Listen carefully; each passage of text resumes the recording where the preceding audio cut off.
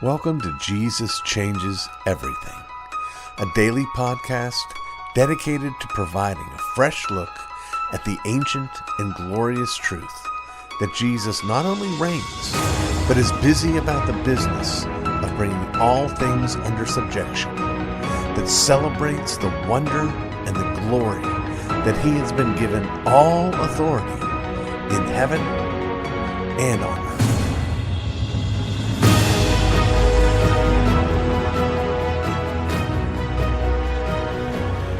You know, family, one could argue, is made up very much of a long series of events. Just earlier today, I was talking with Lisa about some birthdays that we've got coming up that we need to make sure we properly acknowledge. But it's not always sunshine and balloons. Sometimes it's marking of events that are hard. And so for today, on this Life in the Blender segment, Lisa and I are here to talk about how being in that blended family situation can have an impact on some of these life moments, specifically our experience at your mother's funeral. Before we get into that conversation, though, let me welcome you and thank you for being with me on this segment of Life in the Blender. And of course, I'm sure everybody who's listening, if they could, would want to give condolences for the loss of your mother. That's not an easy thing, is it? No. No, and it was, in some sense, fairly sudden. She'd been sickly, but she went from sickly to gone pretty quick. Right. Yeah. And, well, you know, honey, in almost 4 years of marriage, we've had the loss of two parents, right. My mom and your dad. Right. And I think both of those situations were very awkward because we were in turmoil with your older children. Right. And family members over wrongdoing. And then, you know, you don't have that support because you still have these ongoing issues. Then my mom passes away. And then we have kind of a comedy of errors with my multiple husbands showing up. Well, let me say, you know, one is always very welcome besides you. The other one was a shock. So, well, let me say this about that before I ask you to tell one particular event about that.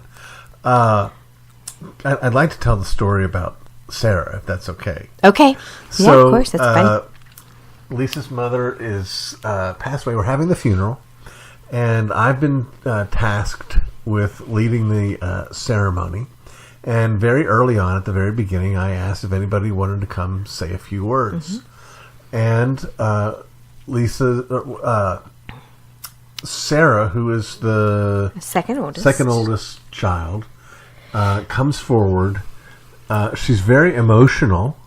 She's crying, but she says, I don't really have anything to say, but I do have something I want to share with you. And she's fiddling with her phone. Uh-huh. And we're like, what is this all about?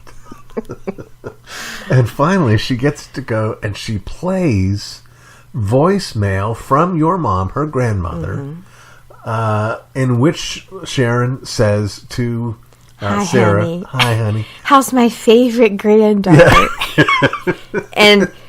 And you hear the rise, you know, among the audience, uh-huh. And you can hear the other grandkids laughing, saying, "Oh, that was Grandma. She always said that." And Sarah said, "Oh no, there's more." Right.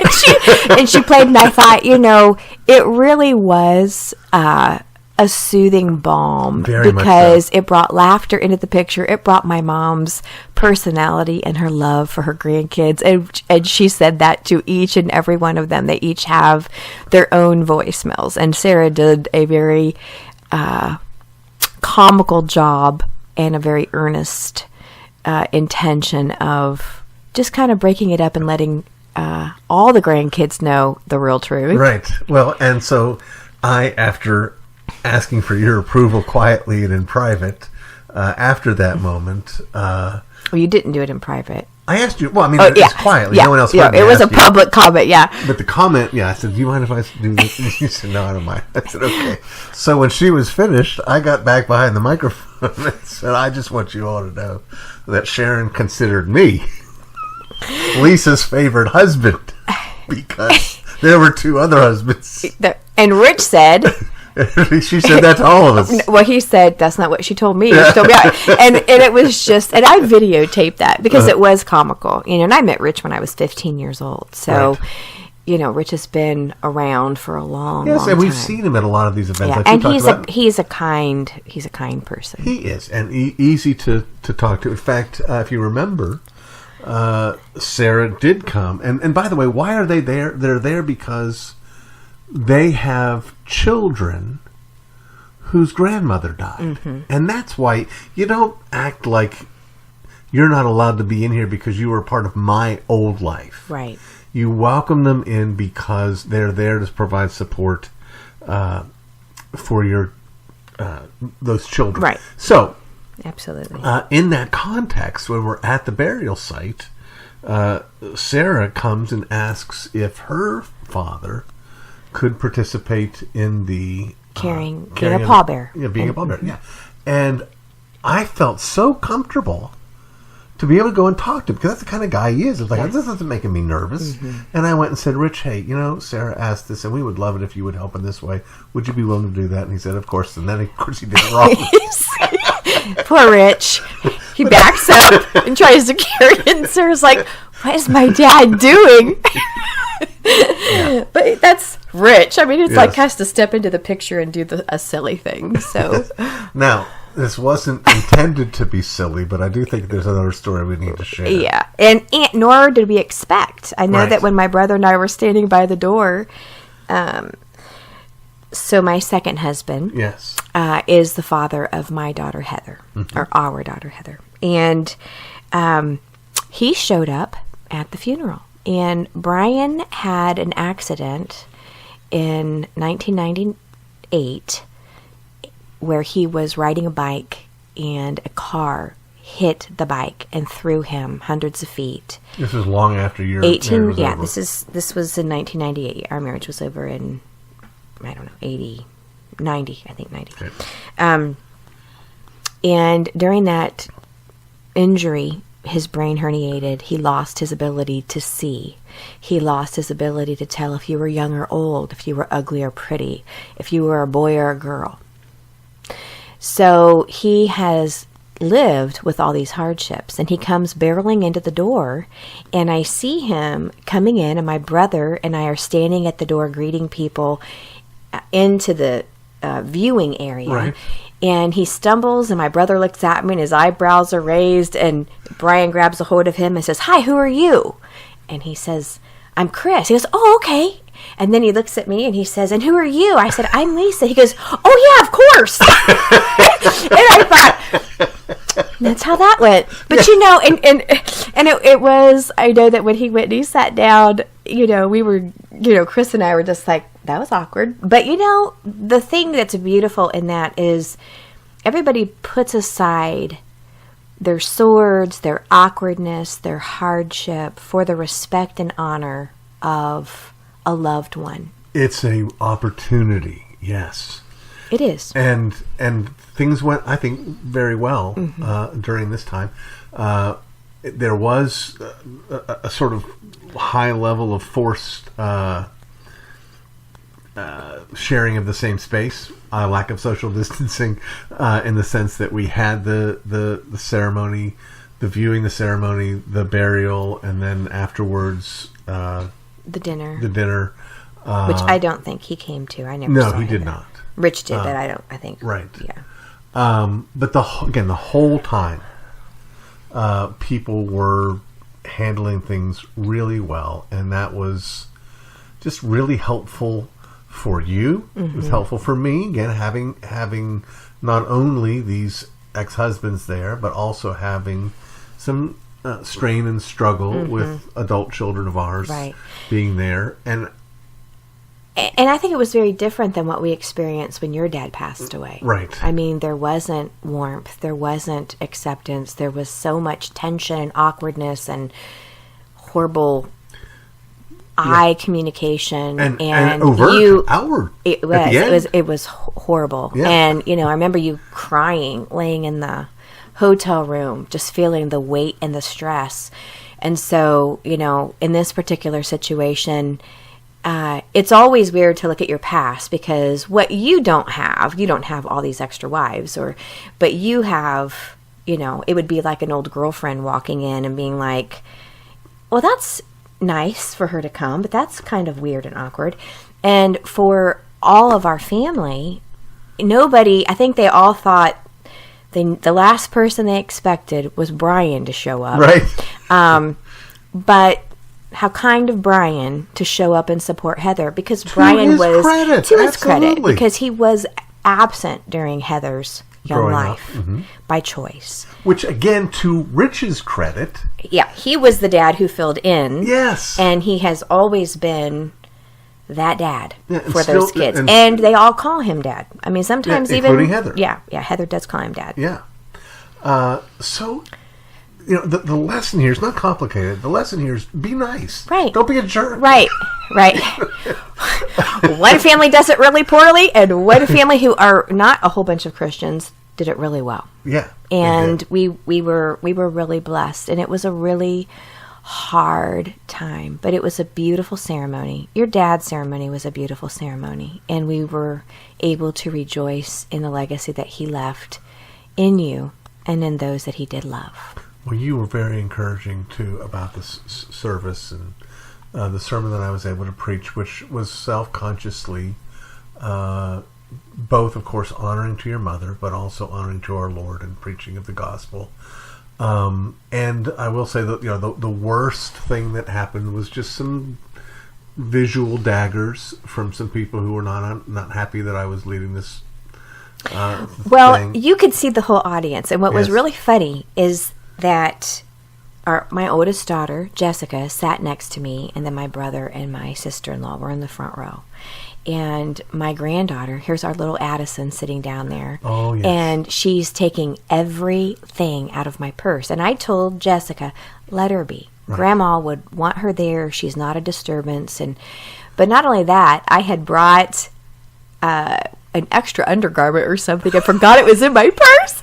And she just starts whipping it out. And I'm like, oh, heavens to Betsy. And Jessica's just giggling. And I'm sticking it between my legs and thinking, I'm really glad that I'm sitting in the front row, and thinking, just a comedy of errors and connections while you're giving this profound sermon and how God is moving in the hearts of these people. And I'm not even aware that people are giving you dagger looks. Mm-hmm. How dare you?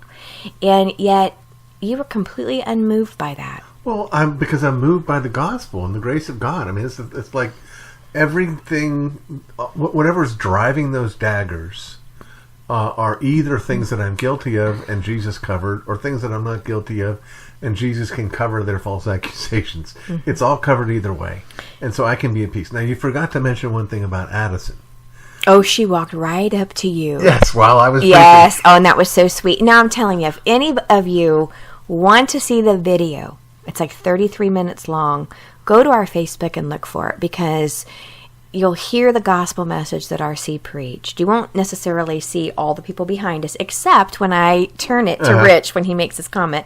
But you will see sweet little Addison walking up to her pappy and being lifted up and giving you a hug and then being done, and it was beautiful, dear. When I look at our lives and I see how the enemy has come with a sword and with hordes of hell to come against who you are, who I am, who we are collectively.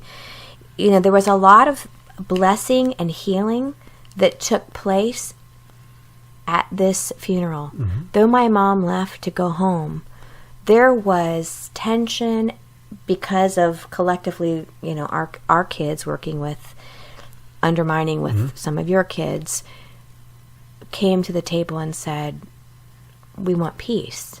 And it has been an opportunity for us to meet and to walk out healing. And, this goes back to relationships that are broken and family relationships that you think, I don't trust them. Well, you don't have to. But you do have to say... I want you to be specific here. Tell everybody what you did. Okay. About Sundays.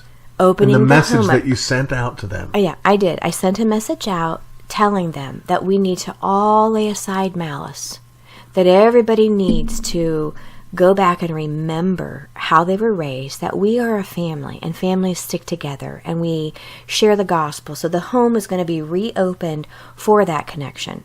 And, again, we are putting ourselves out there because we have been falsely accused and attacked and subjected to horrific, horrible motives to destroy. Yes. And the gospel message says, we want to be wise, right, but there are open opportunities where people's hearts are ripe to say, I've done so much, I don't even know how I can apologize to you. Mm-hmm. And what you can say is, come and have a meal around the table and be blessed. Hey, can I ask you, it's a much smaller thing, but it's a very apropos thing. And if you don't want to, then we'll just cut this right out and we won't cover it. Okay. But that I don't even know how to. I've done so much wrong. I don't know how to undo it or apologize for it. I want you to tell. You don't need to use any names. Okay. But the blessing that you received yesterday and the broader context in which you received that blessing. Oh, boy, was I blessed. My body had been so weary. I have not been able to sleep since my mom's passing. It's been a very, very rough time.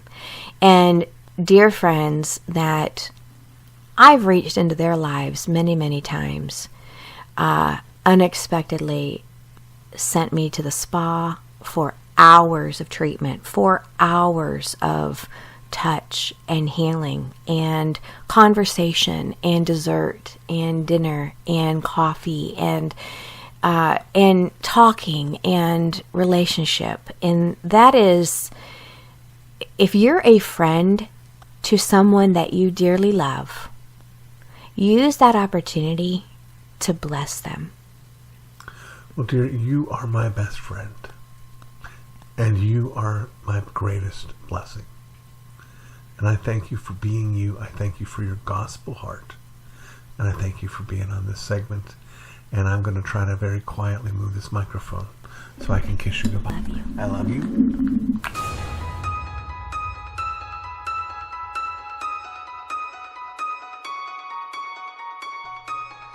It's time once again for a hero you never heard of, and as is so often the case, the whole you never heard of might be a bit of a stretch. For today, I'd like to speak about someone that some of you probably have heard of, though not in the context of heroism, not on the nightly news. I'd like to speak with you about a young man who has not been blessed with the best, most comfortable genetic background. He's a young man who had significant tragedy early in his life. He's a young man who was not well cared for always by his father. He's a young man, however, who is maturing, who is growing, and who is zealous to grow in grace and wisdom, who gave his life to Jesus, and who is learning to quietly, gently follow him. His name is Reilly Sproul. And today, Reilly turns 15. And Lisa and I are not only proud of him, but we admire him. We look up to him. At the very least, we look up to him literally, because Reilly is the first Sproul to top the 6-foot barrier. His younger brother may be the second. These may be the only two. Reilly has been working diligently on his basketball skills. He is the kind of young man that when you go and say to him, son, I'd like you to pull all the weeds in the back garden, you will not hear from him or see him or have any trouble out of him until every weed is gone from the back garden. That's the kind of kid he is. He is steady. He is faithful. He's also really good with younger kids. This fella, Reilly, spent several years struggling with speech therapy because his speech was kind of slurpy and difficult to follow. He was kind of, I don't know if I would say shy, but he just felt almost like he was uncomfortable in his own skin. But now he is a good-looking, dignified young man with self-confidence and humility, who, again, will look you in the eye, will shake your hand, will greet you, "Hi, my name's Reilly." He's the kid who, when the other player on the other team makes the great basket, congratulates him instead of getting mad. Reilly's the kid who sits and listens. One of my great memories of Reilly is when he had speech therapy. It was twice a week, and I would drive him over to the speech therapist and drive him back. And he was probably started when he was about 7 or 8. And as I would grab the keys and we would head out to the garage, he would say to me, "Stories about you?" Of course, I couldn't barely understand what he was saying at the time, but he was asking me to tell him, as we drove, stories of my life, to recount for him the first time I ever hit a home run in a Little League game, to tell him about my trip through the Grand Canyon. And he would just sit beside me in that car and just rejoice and listen and soak it up, and later on ask for a repeat of one of the stories. Again, that's the kind of kid Reilly is. Is he a sinner? Of course he is, just like the rest of it, just like his old man. But he's a sinner saved by grace. He's a sinner with a gentle and a tender heart. He's a sinner who can lose his temper, yes. Who can get frustrated, of course. But he manages to do this and still repent. One of the things that Lisa and I have impressed upon him is the importance of telling the truth and the importance of repenting even before you get caught or you're in trouble. And I remember one day, a year or two ago, Lisa and I had run some sort of errand, and when we came back, Reilly came down the stairs and he said something to the effect of, my younger brother and I were messing around, and I threw this ball in the house and it knocked over this decoration and it broke it. You ever had one of those moments? I could have just picked him up and squeezed him to death. I was so proud of him, not because he threw the ball, but because he came and said and confessed. Which brings us back to why we do these Heroes You Never Heard Of segments. One is to help us learn to look up to that which is worth looking up to. But secondly, to help us realize that we can be heroes too. That all it takes is a little humility and a little repentance.